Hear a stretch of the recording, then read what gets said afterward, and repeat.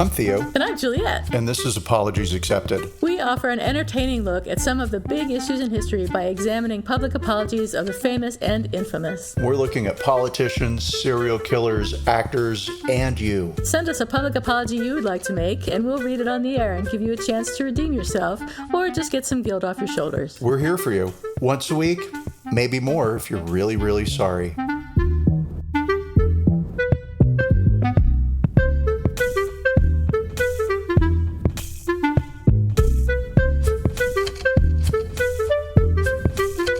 Hey, everybody. Hi, everybody. I am not Juliet. And I'm not Theo. And this is Apologies Accepted. The podcast. Podcast. Yay. Yay. Welcome back. Thanks for joining us. We're very excited about this week's episode. Because it's light. It's light. We're going to talk about a couple of celebrity bloggers and their apologies. And I have to say a disclaimer. So there's probably going to be a lot of names that I mispronounce in this episode. I've tried to look up pronunciations, and I hope I get them right. But I don't normally read gossip blogs, and I don't know how to pronounce anyone's name, as Theo knows. Brag. I don't know anything about... I am so smart. So, Brittany Spears? No, you'll see. It'll embarrass me, but I'm okay. So speaking of nothing, I had to ask you, have you seen the pictures of Tig Notaro in the Army of the Dead? No. Oh my God. So apparently there was some guy whose name I forget who was in this movie Army of the Dead, and he had sort of a minor role. I'm not really sure, but he did something and got canceled. So they took him out of the movie and they put Tig Notaro in where he was, and she just looks so cool. I mean, she's like smoking a cigar, and she just looks. I love Tig Notaro. She's a comedian. I don't know if you know her, but she just looks so awesome in the pictures. Yeah, look them up. So Tig Notaro, Army of the Dead. It's the amazing thing of my week. Oh yeah, no, I do see a couple of, what would you call it? Oh, one of them is Lainey Gossip. How about that? Oh wow, interesting. Yeah, she looks great. So. Yeah, I just wanted to ask you about that, but I guess you hadn't seen it, so that's the dead end. No. Conversational dead end. I like Tig Notaro. She's the best. It's been fine. Tig Notaro didn't call me this week, so that's she's been kind busy. of sad. She's been busy in Army of the Dead. I guess so. Yeah, my week's been a typical post-pandemic / pre-opening week where I just stared at the wall and wished that there was paint on it that I could watch dry. You're fully vaccinated now, aren't you? I am. I got the full V. Is that a thing? Right. Can we start saying that? The FV. Oh my God, that's so great. Congratulations. Are you out licking doorknobs?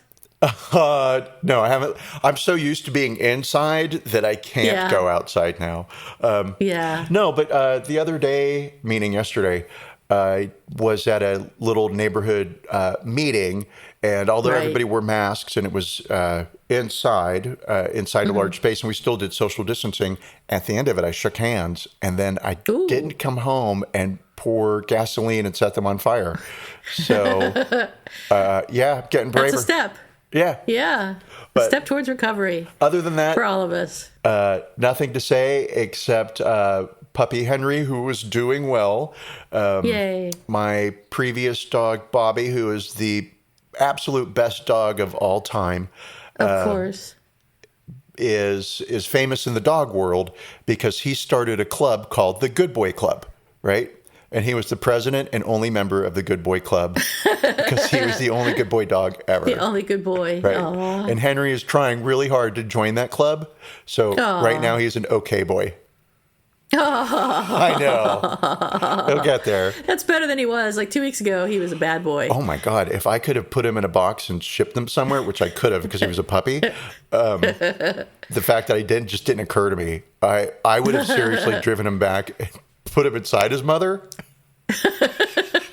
A little more time on that one. He's so cute. I can't believe how big he's gotten. He's really gotten big. He was just so tiny, just a short... How long have you had him now? You're asking me a time question post 2020 pandemic. 400 years, 6 weeks. I don't know. 6 weeks, I guess. Yeah, he's gotten he's quadrupled in size. We got him when he was 6 pounds, and he is 20, according to our vet, who is a notorious liar. So who knows if that's true. It's always good to have vets who lie to you. Right. About the important things. But enough of my stupid week and inconsequential things. I can't wait till something happens I actually can talk about. Like, oh my God, how interesting. Oh God, me too.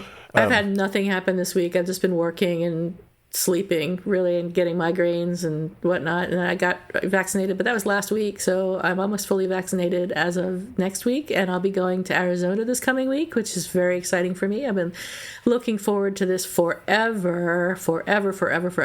So I don't know why. It's not like I do anything exciting when I'm there, but I do go hiking in the desert, as we were talking about before the show started. And, I take my dog for walks around the neighborhood, and everybody knows me as the Greyhound Lady. So that's something, I guess. That is something. And my kitchen will be done. So I remodeled my kitchen, and I think it's done now. I think I sent you the video, and I can't think of anything else they need to do. So I'm totally excited to see my new kitchen when I get out there. That's it. I am excited to come to your house and sit in your new kitchen and then critique it. You should. I would have made this cabinet half an inch smaller. There's nowhere to sit in the kitchen because it's too small. But I mean, you can sit on the floor, I suppose. But you're welcome to come and critique my kitchen. I'm going to get a Metro rack for the other side, I decided. But I don't even know what that is. For the listeners, it's like a baker's rack. Oh, okay. But it's just called a Metro rack? Yeah, it's made by Metro, so it's a high quality commercial grade, whatever. Okay. So, yeah, so it's better than just a simple baker's rack. Yeah. So in this episode, like I said, we're going to talk about two celebrity bloggers and their apologies, and those two celebrity bloggers are the famous Perez Hilton. And the other one is Elaine Louie. Is that how you pronounce her last name, do you think? I think it's Lou, but don't hold me to that. L-A-U. It's L-U-I. L-U-I. See, this is my problem with vowels. Either one of us know how to pronounce it, Louie. Or spell. Louie? I don't know. I'm going to say Louie, and if that's wrong, I apologize. But I couldn't find a pronunciation guide for Elaine Louie, so... I apologize, Elaine, if I got your name wrong. But I'm going to start by talking about Perez Hilton. So Perez Hilton, and probably most people listening know who he is. He started blogging in about 2005 after failing in an acting career. He apparently studied acting at New York University. Is that right? He studied acting at New York University. And I don't know if, sure, it's fair to say failed as an actor, but maybe kind of hundreds of thousands of other, it was a very pointed jab, of other people just he wasn't sleeping with the right people in Hollywood. Right. Although you'd think that he of all people would, but... I'm gonna get murdered for saying these things. No, believe me, so I'm not here to bag on Perez Hilton, but I am. There are a few Perez Hilton fans out there. Probably, yeah. I think you are pretty safe to say whatever you want. Imagine being a Perez Hilton stan. I'm sure it's a big world. I'm sure there's plenty of people out there, but I don't know. But anyway, I mean, go on because This is the conversation we'll have after you tell me everything I didn't read or know. So, as you probably know, Theo, his blog, PerezHilton.com, started out as a vicious celebrity gossip blog, and he would post photographs, and on the photographs he would sort of scribble derogatory comments and doodles in Microsoft Paint or whatever he used. It was really low tech, but that was part of the point. And he would do things like draw cocaine coming out of people's noses and penises all over people, and just really childish and immature stuff that is making you laugh right now. I know, right? It was very childish and immature, and people ate it up. People loved it. The blog hit 8.82 million page views over a 24-hour period in July 2007. So it was successful, but it was extremely sexist and homophobic. He actually once got knocked out for calling Will.i.am? Will.i.am. For calling him the F word, the gay slur. Yeah, the one that ends with a T. Yeah, and later he admitted that he had been considering using the N-word instead, which is, right? Oh, I didn't trip over that. And so looking back on his career, he says now, I knew at the time what I was doing was wrong. I just didn't care. So one of the things he did that he knew was wrong but didn't care about, maybe, was... and now he's gay himself, but he's outed people like Lance Bass, Clay Aiken, Anderson Cooper, and Neil Patrick Harris. Outing is, of course, extremely controversial, even now. He has claimed that the son of the Sultan of Brunei is gay, which would get the prince stoned to death in Brunei if it turned out to be true. He used to say that outing was a positive thing and not cruel because he's gay. And he said to Access Hollywood, "It upsets me that people think what I'm doing is a bad thing. I don't think it's a bad thing. If you know something to be a fact, why not report it? Why is that still taboo?" But he's recently apologized for it. I think one of the apologies recently that he made for that was I know that he apologized for it to Neil Patrick Harris in Neil Patrick Harris's book, which I think is a memoir. So, which is interesting. Neil Patrick Harris asked him to write, I think in the foreword, some notes about the whole thing. I haven't read it, so I can't really speak to it. But if I were Neil Patrick Harris, I probably wouldn't be so generous. But in any case, Perez has recently published a memoir in October 2020, I think, called TMI, My Life in Scandal, which apologizes for a number of things he's done, including what he calls his super pettiness toward Ariana Grande. And the reason that he was so super petty towards Ariana Grande is because she and her mother talked to him about possibly managing her career, which I can't even fathom. Why would you ask Perez Hilton to manage your career? But she turned down his offer, or his whatever, and so he's been super petty to her ever since. I know, right? He's not a manager. He's a blogger and a failed actor. So there is this goofy thing with Perez Hilton that I noticed this morning when I was desperately trying to finish my homework. And so watching a bunch of YouTube clips, because I do real wealth documentaries. So I was like, there's got to be a documentary on Perez Hilton so I can don't have to read a lot about him. And he does a lot with musicians. Lady Gaga sort of... I'm not going to say he gave birth to Lady Gaga, but he helped promote her career. And so it's possible. I mean, he had a big reach. He still has a big reach, but back then he was one of the only people who was breaking celebrity news, which I know sounds very weird maybe to people who were born after the year 2000 to hear, but, celebrity stories weren't live breaking news. They were just sort of like weekly events in magazines that happened. So I can maybe see where that might, hey, would you manage my daughter's career? May have been misinterpreted by him, like more, hey, would you do a lot of PR for her on your website? Maybe. I don't know. It sounded like it was an interview for him to manage her career, but I honestly don't know what the truth is. That was his take, at least. Yeah. So anyway, he was nasty towards Ariana Grande after she turned down that generous offer, and he also apologized to Britney Spears after the Framing Britney Spears documentary came out, which we talked about in a previous episode. The whole world is apologizing to Britney Spears now, and now we're all at fault. Right, and this is years after he sold T-shirts that sort of asked why she hadn't died instead of Heath Ledger. I know. And, isn't that awful? I wonder how many of those shirts he sold. Probably more than 5. Yeah, I mean, that sort of gets to, well, not entirely does it get to, but I mean, when people say that Perez Hilton was cruel to some people sometimes, that's especially cruel. Why couldn't it have been Britney? Yeah. I mean, he was just really hard on Britney. He said that her children should be taken away from her. He said she was mentally ill and all sorts of things. I mean, she may be mentally ill, but that's not something to shame someone for publicly. Well, I think kids are verboten anymore, right? Right. And so back in the day, 14 years ago, kids were less verboten. Yeah. So. Well, he certainly criticized, was it, or was that Elaine Louis who called That was Elaine Louis, so we'll talk about that later. Okay. But, I'm sure he did not spare anyone's children. I don't think he did. And, you know, I mean, two thoughts on that. First of all, stay away from kids, right? Because, I mean, they're kids and they're innocent. Yeah. But then two, some celebrities did use their children as props to kind of expand their image or their brand. Uh-huh.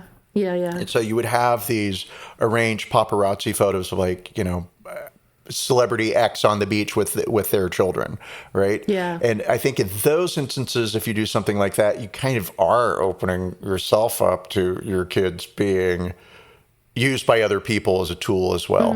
Now, I think it's wrong in all instances, but I mean, my kids are if you use your kids, private. then they're probably going to get more attention than if you tried to protect them from the public eye. That's exactly what I meant to say. Yes. That's just exactly what I was going to say, how I was going to say it. So Perez, claims to have apologized countless times, and his defense was, a lot of what I did during that time was reprehensible and toxic, but that wasn't everything. I was also positive and supportive, although he really kind of wasn't. And I never really read the Perez Hilton blog, but I did read it sometimes, and it was always so terrible that I just couldn't look at it. Kind of so same. I don't remember. Yeah, I don't remember any examples of him being positive and supportive. There during were. That time. I mean, none specifically come to mind, but there were things where, like, there'd be a heart drawn around somebody, and, like, what a good guy, or oh, what an amazing person, right? Or what a beautiful song so and so sang. And those, in my opinion, seem to be people who had been nice to him. And so this sort of tracks with that Lady Gaga. Cause like Paris Hilton. He and Paris Hilton were friends, and she got all the friendly. positive. Yes. Yeah. And so when I first heard, like, oh, this website, Perez Hilton, I worked for a public relations firm in West Hollywood. So I'd gone from my big LA job to my small West Hollywood, but it was an awesome job. It was so great. And West Hollywood's where the Sunset Strip is, and that's where all the bars are, and that's where all the celebrities go when they want to be seen in public doing something, right? So it's nothing to see a famous person somewhere in West Hollywood having dinner or out in a bar, right? And that's basically all West Hollywood is. Design stores, bars and restaurants, but big name ones. And so one of the girls that I worked with, her job was to read the gossip magazines and track, what a job, right? Wow. And track how West Hollywood's image was being perpetuated?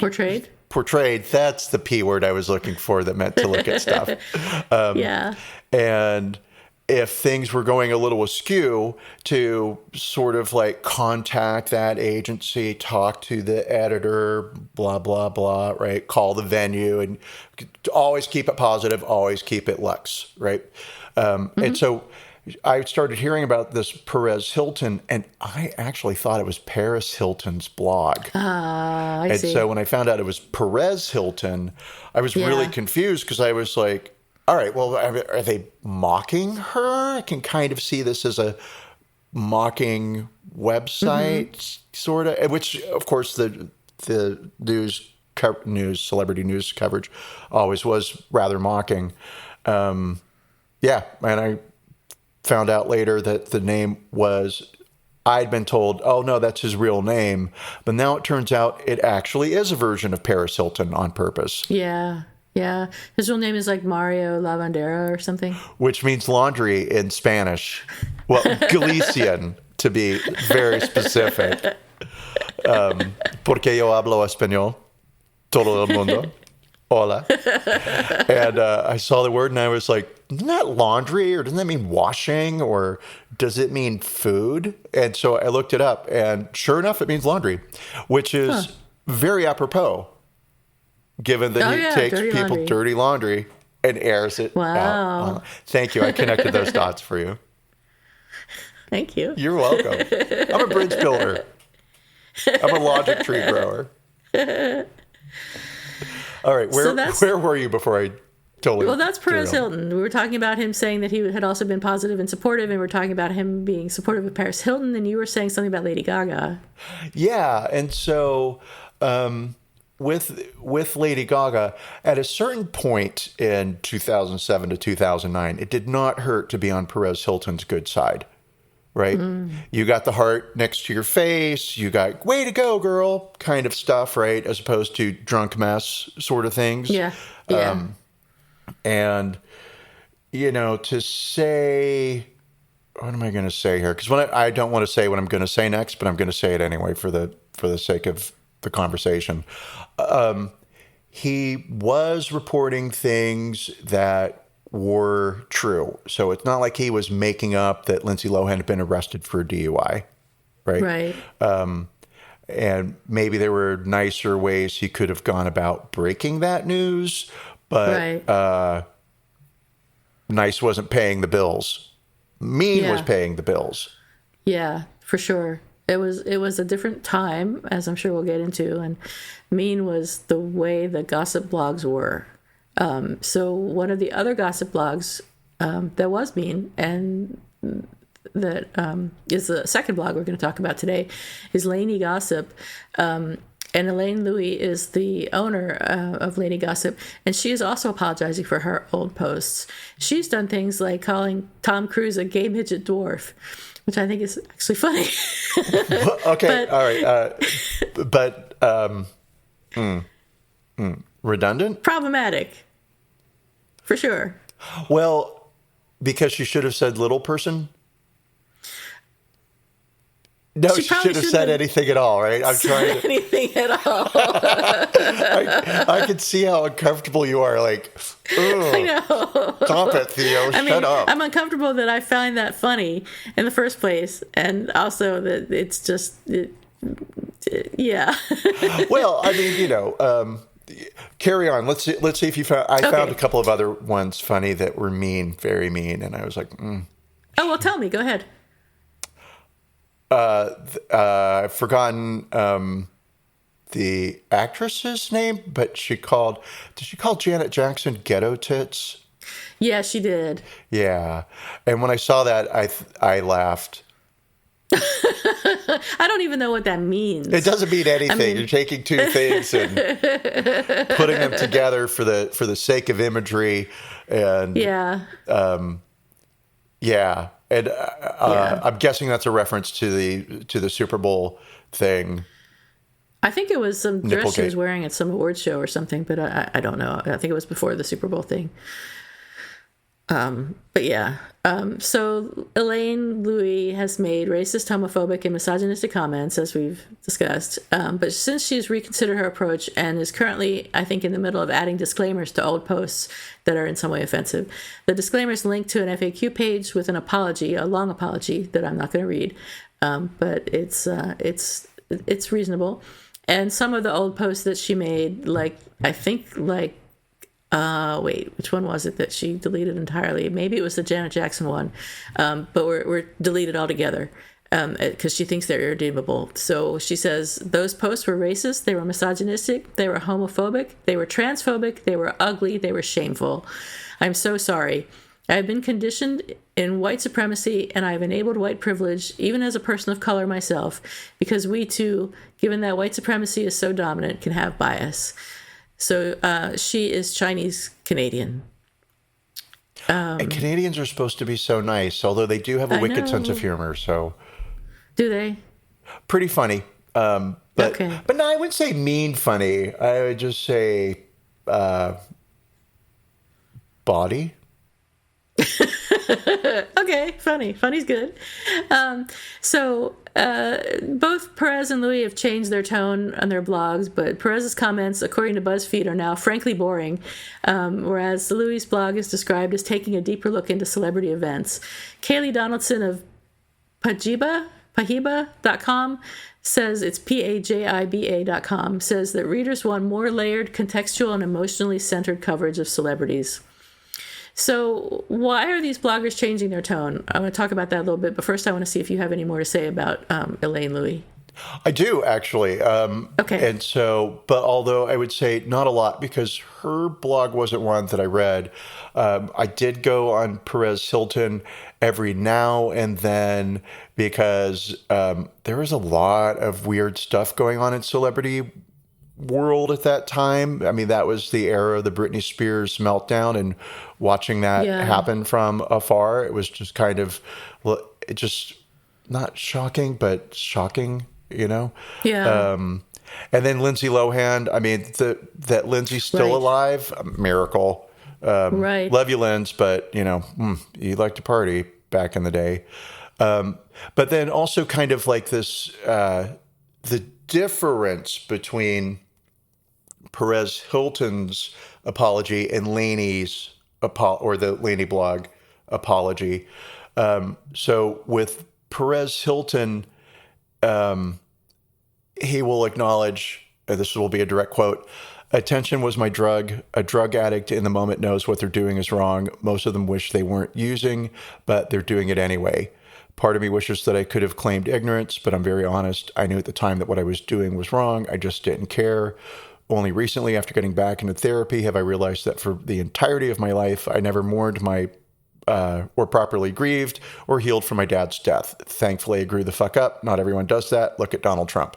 And so within that, every apology that I came across from Perez Hilton was always full ownership of, hey, I did something wrong, and then I'm the victim, and look over there, right? Yeah. But with Laney, I really felt heartened. I guess I will use that word. I liked her stance, and so this will be a direct quote from Laney. "If there's one time to be a little self-involved, it's to be self-involved in your shame. The feeling of shame is exactly the same feeling of embarrassment that I can accurately remember molecularly feeling the same way in high school when something embarrassing happened. I think it would be worse to not change. I try to tell myself that this is a very human response. You should feel shame regarding these things you did."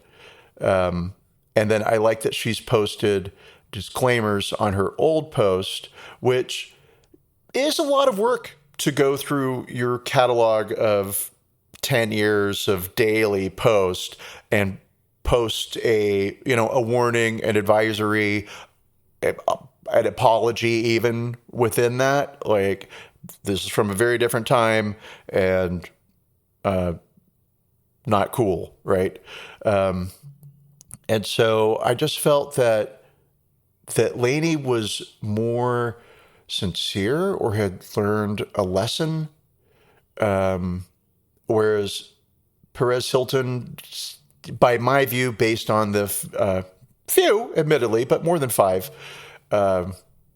different apologies that he's made, I don't see that. I see a lot of, yeah, I did it, and, yeah, I feel bad about it, but God, I feel bad about it. Right. Yeah, it seems like the reason that he's changed is because what his readers want and will accept has changed. So even though women are still treated poorly by the media, like Meghan Markle as one example, overt bullying doesn't seem to be as accepted anymore. And Perez had to change his ways to keep at least some of his readers. That's my opinion. I think he's still chasing fame and success. Oh, totally. I mean, did you watch any Perez Hilton YouTube things or? No, lucky, because I hate him. I can't even look at him. I did, yes. I mean, I don't want to say that I hate Perez Hilton. I don't know him, right? But I will say I knew a lot of people like him. Because brag, you don't live in Hollywood and run up against attention-seeking whores. Hi, right here. Here I am. I have a podcast. Are you paying attention to me right now? And so that's a personality type that I am very familiar with. And it's one that just makes my skin crawl, right? And it's the person who feels so damaged and bruised by life and needs so much positive affirmation that they cannot generate from within themselves. Yeah. I mean, they're so, what's the word I want to say, crippled in that regard, that that all they can do is say snarky bullshit about other people. Right. Right? Yeah, and I don't like that. That's, I don't like it when it's not clever. If it's clever, I like it. And then I can appreciate the nuance there. The wit. I said it. Yeah. But then, do I really like that? No, not at all. But I mean, I guess we're moving into that direction of what the hell is going on? Why are people changing? Or not why are people changing, but is the perception of humor changing? Yeah. Yeah. I think Lainey Gossip, whatever, is an example of that, because Louis describes her change as gradual, but pointed out that when she was given a book called How Races Lived in America, which is a compilation of articles from writers at the New York Times, she started to understand her own racism and consider its effect on her writing. She said, "For me, part of restorative justice is making contrition an ongoing process. I don't ever plan to get to a point where I say, I don't want to talk about this anymore. I'll talk about it as much as anyone wants me to talk about it. I don't think an apology is a one and done thing."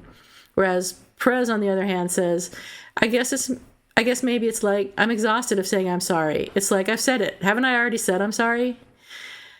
And I get the feeling that Perez Hilton would still be blogging in the same way if people were accepting of it.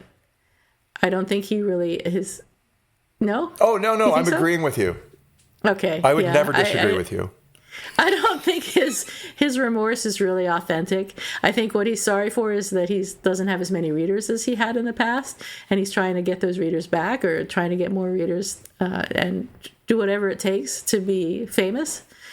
And that's it, right? I saw a documentary the other day where somebody said everybody's chasing something. Some people are chasing spirituality. Some people are chasing money. Some people are chasing fame. Some people are chasing love, right? But I mean, everybody's chasing somebody. Some of us are chasing the most perfect version of ourselves. Some of us have caught that version of ourselves and get to inhabit it. Hi. Yeah. And I agree with that. And he is very much a fame monster. Doesn't matter if you like him. Doesn't matter if you hate him. You just need to know his name. And that's kind of where he's at. That's who he is.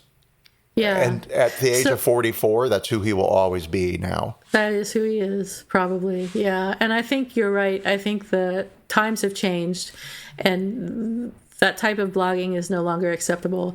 It has a smaller audience, QAnon crowd. Yeah. People are more aware of the effect of their speech on other people. Maybe they're more empathetic. I don't know. I don't know that I would go that far. But people are more, and maybe you could say people are more afraid of being canceled. I think you mentioned something about that when we talked before the podcast started today. Something about comedians not being able to do shows in colleges anymore because they're afraid. Yeah. Not so much they're afraid they'll be canceled, but more to the point, the audiences aren't receptive to their humor, so why go, right? But prior to that, I will say that I think, and this is like my big, that's a drum roll, get ready. Because it occurred to me while you were speaking about people and online that the internet's still very new. It's not even, I mean, I'm alive and I saw it come online. Right? Sure. So it's a thing that happened in my gorgeous, sexy lifetime. Yes. And for many years, the internet was a thing, and it was a space that wasn't real.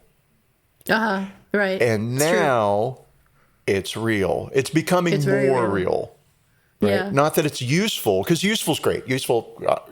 But we've all got a phone. We all have Google. I don't worry about how to spell anything anymore, or where some stupid country is I've never heard of, because if I need to know something, I can just look it up, right? And it's awesome. Get all the information I need, which makes me the smartest person in the world. And I was before.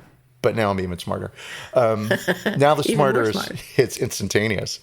And so I think that our culture or people are seeing repercussions from bullshit that happens online coming into the real world, coming into their church, their home, their grocery store, right? Here comes that shooter that was, I was going to say anesthetized, and that's not the word. It's not evangelized. Radicalized. That's the word I'm looking for. He was radicalized. What word is it going to be? That sentence changed so drastically depending on the word. I guess any sentence can change drastically depending on the word, but that you drop in. So that's kind of my thing. I think like the internet offered people anonymity for a very long time. You could go in and you could post comments and you could say whatever you want. You could troll. It just wasn't real. It was happening in this other place, this other space that was outside of your home. And that's something that Perez Hilton, he didn't quite say that, but he talks about the Perez Hilton character that he created, right? He and says, it's the character did the blogging. And that's a nice bit of disassociation and denial. Masterful, really. I'm impressed because I also like disassociation and denial. It's great. Well, he's even furthering it with his kid. He says he calls his kid Perez Jr. so that if his kid gets criticized in any way, his kid will be able to say, well, they're criticizing Perez Jr. They don't know who I am. That doesn't matter. Right. It's not me. Of course it is, though. You don't know the real me. And and of course, it doesn't work that way. No, nobody's buying that Mario, whatever his name is different than Perez Hilton. Mario Laundry. Yeah. But only in Galician. It doesn't mean anything in proper Spanish. Oh, I see. Yeah. That's good to know. Well, it's very important to know Galicia is a region in Spain where one of my students is from. So I hear a lot about Galicia, which is why I'm so excited. Like, I didn't know it was another language that's exactly like Spanish. It's like Canadian and American English.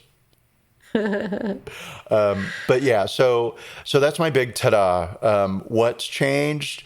It's that the internet has become real, and all of the anonymity that we used to hide behind. People had affairs online with people they never met. It was just sexy text messages, emails back and forth. Websites, the cam stuff, all fantasy, all pretend, but not today. Today is different.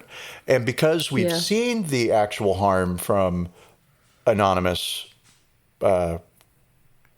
spewings, there's a word I'm looking for. We have more empathy.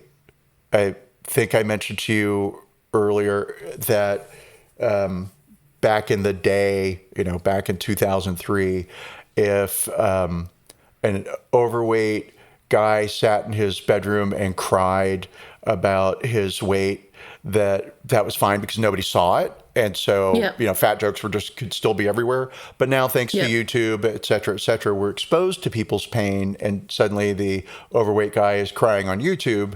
And this offers us an opportunity it offers svelte people an opportunity to see the pain of somebody else. Yeah. We can laugh because we don't know what that pain's like. So I was just wondering, though, where does that leave? How does that tie into people that, like Trump people, who have apparently no empathy whatsoever for anyone that isn't them? How does that? How does that work? Do they not? They're just a subset. I think you have to be open to empathy, and also there's a whole. What are you empathetic towards? So those people, those QAnon believers, those Trump people, may definitely have empathy, but it's towards themselves. Well, yeah, towards the white culture, right? It's being displaced or replaced by by other cultures or whatever, right? So do you think as more racist, the impact of racism comes online more, they might become more empathetic?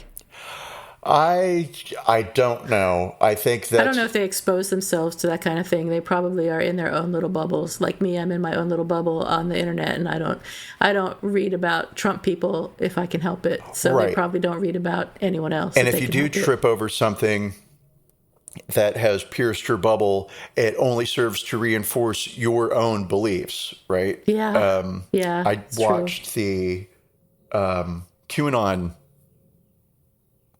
documentary on HBO, which was good. I mean, I'm going to say, it was an HBO documentary, and surprise, it was good, because they're usually always good. And there were some interviews with a couple of QAnon believers, and they really and these were in-depth interviews where you saw them for like 5 minutes every episode. So you eventually saw 30 minutes of these people living their QAnon lives. And it was kind of like, wow, you're just sort of normal people with a crazy set of beliefs. But then, if you get too far, you get to the racism, it'll be there. Yeah, I don't know. I mean, I won't say that the internet makes you more empathetic. It's just simply allowed. Yeah, they're too fringy. There's my short answer. Too fringy? They're too fringy. Okay. It's a spectrum, and there are going to be extreme ends, and there are going to be people who are overly empathetic, who are so crippled by emotion they can't do anything except stay home and write poems. And that's me. That was me. That's me, except I don't even write poems. You're too sad to even write poems. I'm too sad to write poems. Sad. Damn. That's a poem in itself. And then you have the other end of the spectrum, which is people who are never going to be empathetic and never going to change, right? Yeah. And the question is, how large are those ends? Thank you. That joke wrote itself.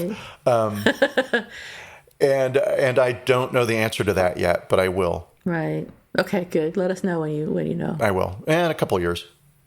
Okay. I'll be able to look back and say, aha, that's why. But so culture's changing / humor's changing. I think I have uncovered the why, and everybody can thank me later. But there is this thing with some of the older comedians, and by older I mean like Chris Rock, right? Who just will not play a college campus anymore, won't play a university because it's just too PC. Now, there's another comedian who says, guys, just get real. It's not that the kids are too PC. It's that your rates are too high. Colleges can't afford for Chris Rock to come play. Right? It's a nice way to get out of it, Chris Rock. True. And maybe that is true to some level, but there was an interesting article in The Atlantic, and I'll have links in the show notes, that there's a whole comic college circuit. Yeah. Yes. Take those 3 words and put them together in an order that makes sense. College comic circuit. College comic circuit, college. Sure. But yeah, so there's this, you know what I'm going to say, and I just said it perfectly. And you can make $2,000 in an hour, and some comics just simply exist playing at universities. And their material, according to interviews with them in The Atlantic, tends to the more self-deprecating and inoffensive. So you do things like jokes about Costco, something everybody can relate to, and not so much jokes about like living next door to a black family. Right.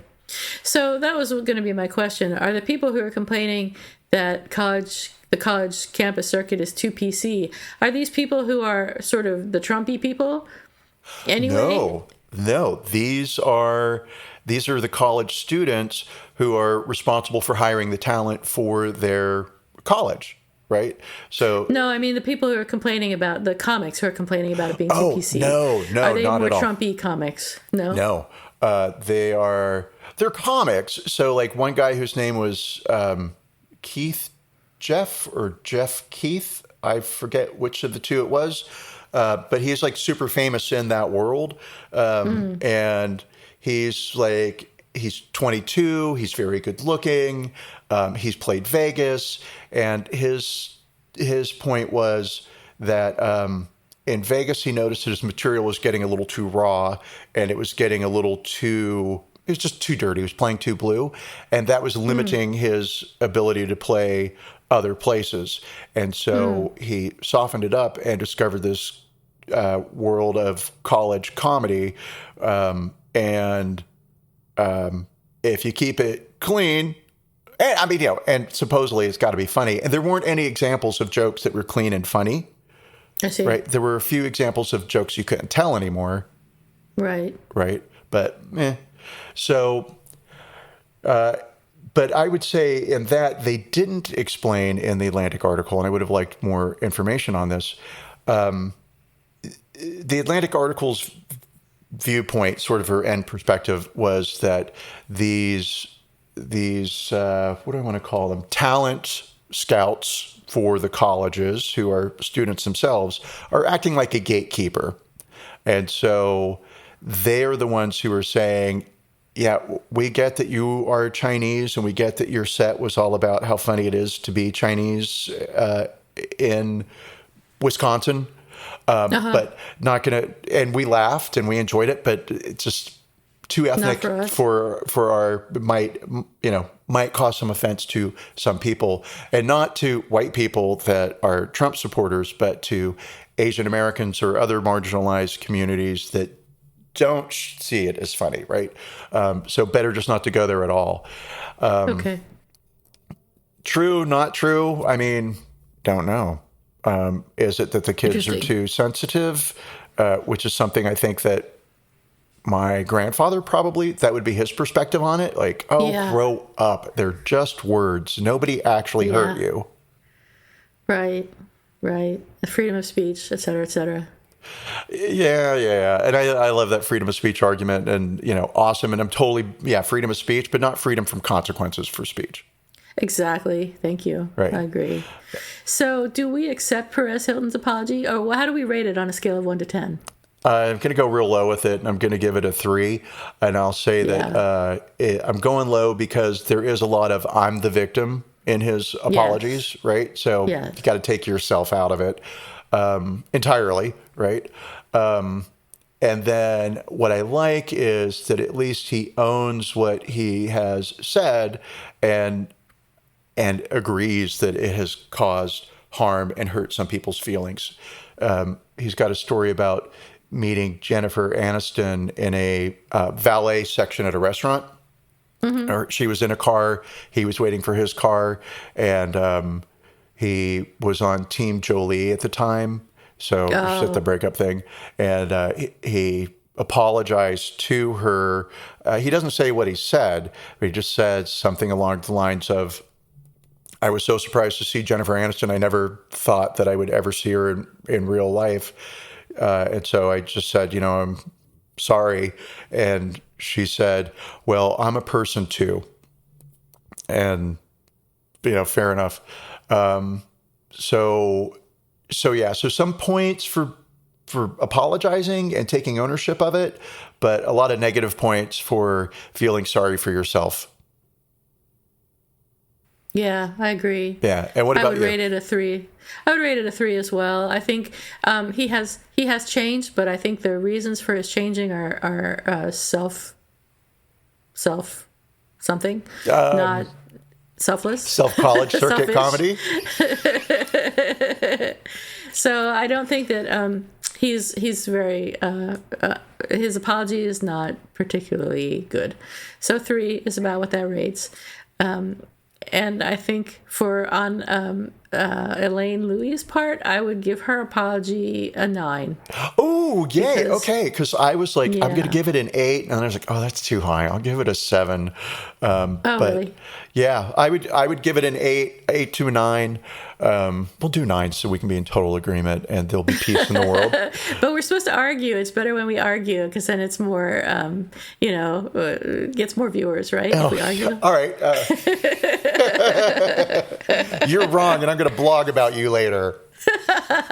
Offensively. But she clearly has thought about the impact of her blog and what she says about people and the racism and homophobia and misogyny that she was perpetuating, and she understands it now and has apologized and has changed what she's done in ways that maybe are not easy. Like you said, it's not easy to go back and update your blog and make a FAQ and a disclaimer and put it everywhere.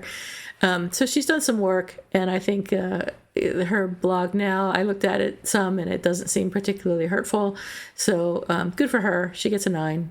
Yeah, I agree. And again, I like that I don't hear any victimhood in her apology. No. Now, admittedly, I only looked at the one because Perez Hilton is the guy that takes all the oxygen out of the room. Yeah. Right? Yeah. So that's the person that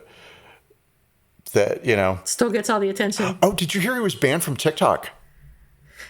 I heard something about it, but what happened? Oh, I'll tell you all about it because now it comes to gossip. Yeah, so for those of you who don't know, TikTok is it's a weather app that tells you if it's going to rain or not. Everybody knows what TikTok is, and if you don't, then you're not listening to this show. So we got on TikTok last year, I think, maybe the year before, and I love TikTok. It's great. I think it's super fun. I enjoy it a lot. I don't post. No, I don't either. No, because I have favorites on TikTok. So, totally. Yeah, if people I love. So Perez Hilton came on to TikTok. He had 1.6 million followers, which in the TikTok world is pretty good. That's a crowd. There are people on TikTok who have 55 million followers, right? Damn. And then I think our favorite has something like, well, it can't be more than 55 because 55 million. But she had something like 800 billion. No. Wow. Wow. 800 million likes on her from her 55 million followers. But okay, cool. So here's what happened. There's a girl, her name's Charlie. I don't remember her last name. Let's call it D'Angelo, something like that. Okay. She's 15 years old, and she's got 55 million followers on TikTok. She's the biggest TikTok influencer out there. I don't know why. She's 15. I don't follow her, right? Okay. And she was dancing on a beach in a bikini, and it was one of those TikTok dances that the kids like to do that are totally boring to me and I don't pay attention to. And Perez Hilton said, is this an appropriate song? Or he said, is it appropriate for a 15-year-old to be dancing in a bikini? Right? Oh. And then she commented and said, I'm sorry, I'm just trying to have fun. Right? Yeah. Wholesome, nice reply. And her fans got real upset that somebody came for Charlie. On another website, a girl's website, so Perez is 100% gay. I think he would be the far end of the McKinsey scale, right? I see. On a 1 to totally 10. Gay. Yeah, totally gay. So the reason I'm stressing that is because what he says next is very problematic. So in a comment section on a girl's website, he said, "This is making me hard." Oh. Right? She was 16 years old. Oh. Creepy. Yeah. That's bad. That's bad. Even if she's 22, that's just bad, and that's what he got banned for? Well, more than that. So there's another TikTok video where he is clearly naked because you can see the top of his thighs, but you don't see obvious TikTok's very, very, very quick to take down the porn. So, and his TikTok is entitled something like "Time to Sanitize," and then he puts some hand sanitizer from a pump onto his hands, and then puts his hands below the screen and rubs them together in sort of a simulation of, I almost said stimulation, of masturbation. Yeah, that's good. God. And it was pretty gross. I bet. Not fun. And sometimes those videos which play with that sexuality thing, those can be fun, right? They can be funny. But this one wasn't. And so for Perez Hilton, he will say he was banned from TikTok because Charlie's fans came after him and got a petition together and got over 220,000 signatures on it to get him banned from the app, permanently banned. But I saw some of those videos, and I'm going to say, it's inappropriate and not cool. And when you have a name like Perez Hilton and you're a known figure, do what you want, but you're on a website that 10-year-olds use. It's not a website. Yeah. Oh God, I'm so old. It's a platform. And so it'd be like posting a video like that on Facebook. Right. Just open to the public. Bad. Anybody could see it. It's just wasn't funny. Didn't serve a purpose. Wasn't necessary. Half of his videos were him trying to be sexy and doing dances and showing his teeth a lot. Yeah. And then others of them, just not amusing or interesting. But they were all about him, right? Which get back to this fame-seeking, attention-chasing fame kind of thing. And they missed the mark entirely. If he did little TikToks where he said great supportive things about celebrities or whatever, and you can achieve your dreams too, TikTok, he'd be on there and he'd be huge. Yeah, probably. Oh my God, we're going to totally do that. That's our thing.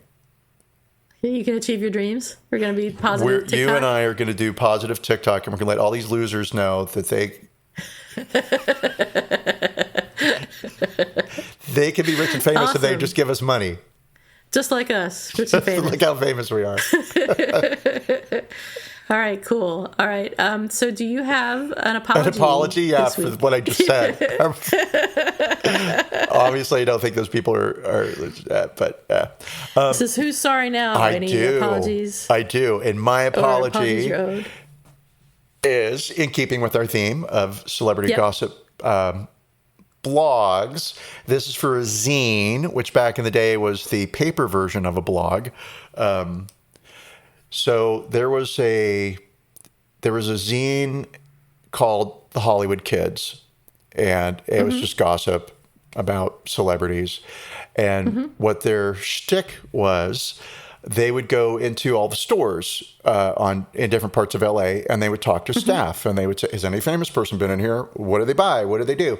And they would start making friends with people, right? And they'd be like, "Oh, great! You gave us some good information. When do you work? Are you on weekends all the time? Do you here on Wednesdays?" And so they would start showing up whenever one of their sources was around and sure, hey, what famous people have been here? So I had a store, I worked in a store. It wasn't my store, right? But I managed a store on Ventura Boulevard.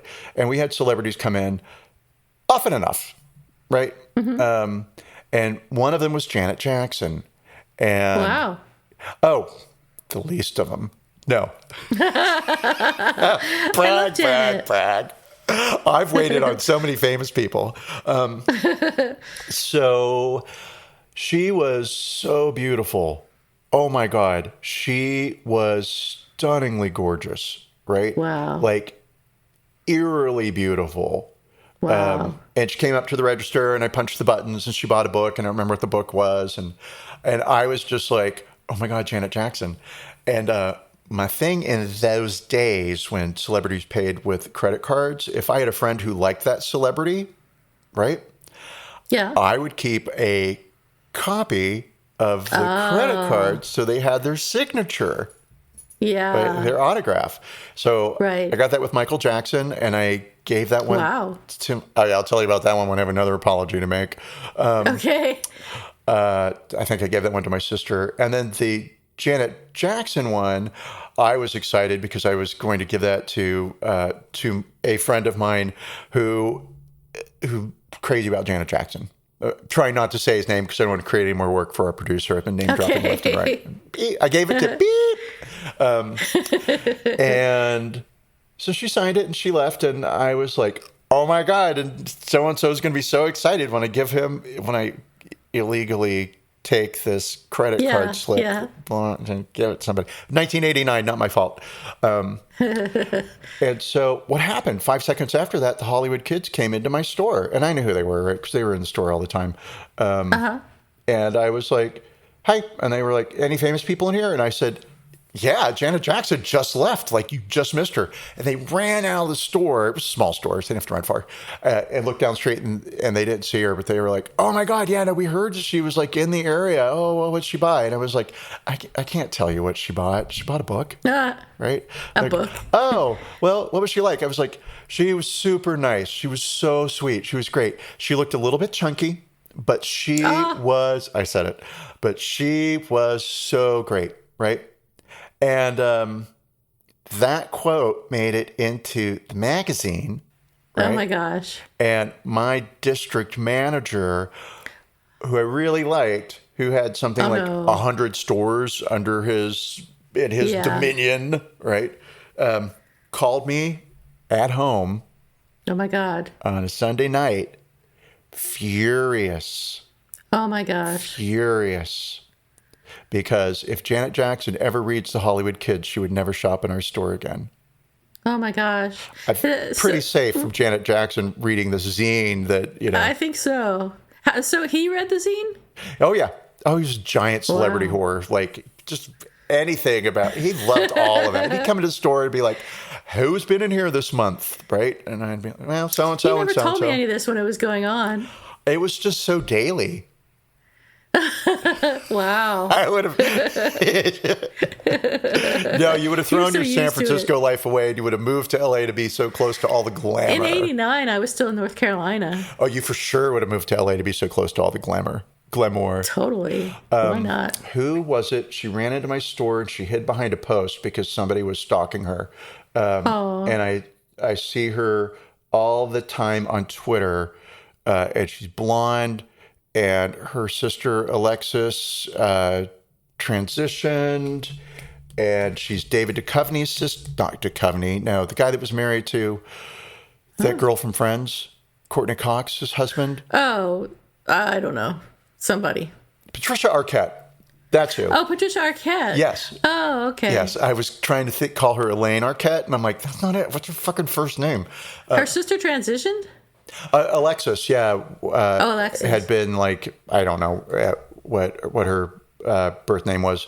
But so, yeah. Anyway, so she ran into our store. I was the only one working. It was like early morning, whatever.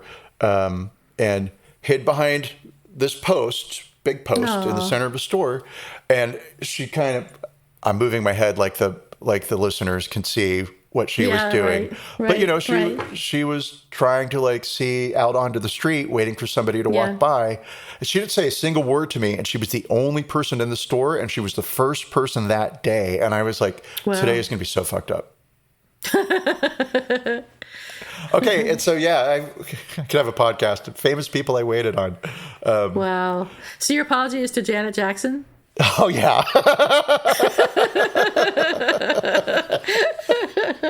I was so excited to be talking about the glory days.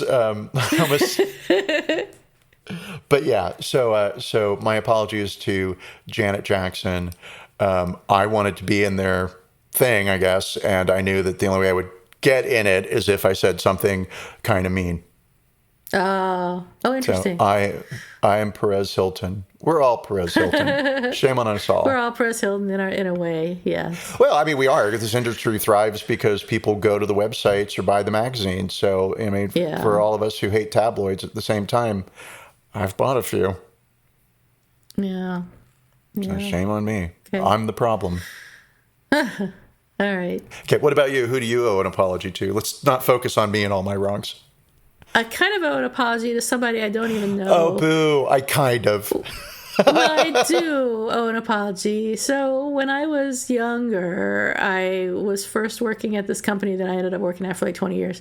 And I was managed by this guy that I hated. But anyway, so one time I was in Seattle for business. And, whenever you go anywhere for business, you have to have dinner with all the people that are there for business or that are already working there and all this stuff. So I was having dinner with my manager and a bunch of other people. And I passed on some gossip that I had heard about this guy that was a former director or something for the company. And I won't tell you what the gossip was. Oh, no, you have to now. What was it? It's from a long time ago. I can't, but it was related to mental illness. Oh, so, okay. I understand. Yeah. All right, okay. So I passed that on to these people, including my manager, who I hated. And nobody said anything at the time. But the next day in a meeting, my manager said, everybody, I want you to know that gossip is not accepted at this company. And you should never gossip about anyone. It can ruin careers. And at the time, I was furious because he hadn't said anything to me. Because he corrected you. Well, yes. Yes, honestly, yes. But he hadn't said anything to me about it at the time, and he chose to say something about it to me in front of everybody who was there at the dinner at the next meeting, which was embarrassing to me, and also chicken shit on his part for not just saying something to me about it directly. But yes, I was upset that he had called me out, frankly. And thinking about it now, I think that the thing that I had gossiped about was really not a good gossip fodder, and it could have destroyed someone's career. And hopefully it didn't, but I don't think it did because various reasons. But so I'm sorry to the guy I don't know for passing on vicious gossip about him that could have destroyed his career if circumstances had been different. Yeah. Oh, I think that's a nice apology. You're owning up to what you said. Yeah. You admit that at the time, I'm reading your apology. Thank you. You had not inappropriate feelings, but like you lost the focus of what the point was. Yeah. And you were truly sorry about it. I give that apology 11 on a scale of 1 to 10. Thank you. Because I can't count. Yeah, I feel bad about it, but I won't do it again. So my gossiping about has that been guy? Much curtailed since then. I'll never say that thing again. Yeah. All right. I think that's it. Is there anything else we have? Gossip. Always you have more gossip. gossip? No. But I have a shout out on Bridgerton, so we'll wrap this up very quickly. Okay. I've noticed, because I make these connections in my head, I force them to be things, right? That our show, whatever our topic is, right, or whatever, it sort of tracks kind of with what's going on in my week. And so last night I was watching TV, watching the puppy while I was watching TV. And I was like, I'll put on this Bridgerton. I've heard so much about it, blah, blah, blah, blah. Everyone says I might like it. And Bridgerton is about a gossip magazine in the 1800s. It is? It is. I didn't know that. Yeah. Oh, interesting. And I was like, holy fuck, this is the universe lining up for me perfectly, because this could be Perez Hilton doing. And so it was, it was just another proof that our topic was right. That's very cool. Did you like Bridgerton? I did. And I'm surprised. Well, I don't want to say I'm surprised, but usually when everybody, and I mean everybody, is like, oh my God, you have to watch a show, you're going to like it. I hate it on purpose to prove everybody wrong. Me too. Right? Me too. Nobody knows my taste. I am too unique an animal to ever, you can't possibly plumb the depths of my intellect to appreciate how I will piece nuance together to keep myself entertained, right? Yeah. For sure. And I mean, who am I kidding? I can look at a stick and laugh, so...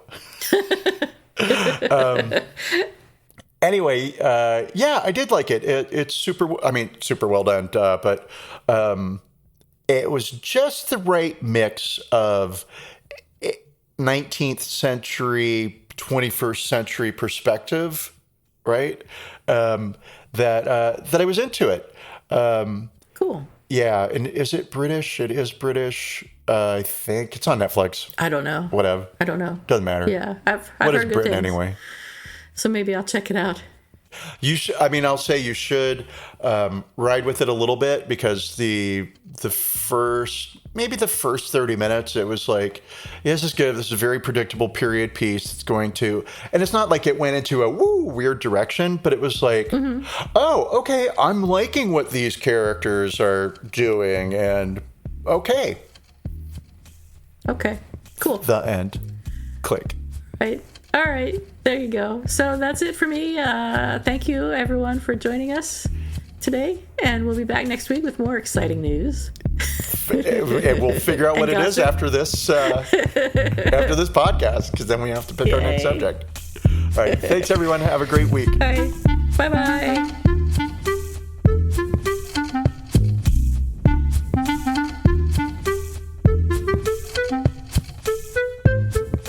Thank you for listening to Apologies Accepted, the podcast. You can find links to the articles and the sources in the show notes. To submit an apology or find out more, visit us at apologiesaccepted.net, where you can also find our merchandise. We're on Twitter at Apologies Accepted. And on Instagram at apologies.accepted. You can support our important work at Patreon.com/Apologies Accepted. And fuck Facebook. Bye. Bye.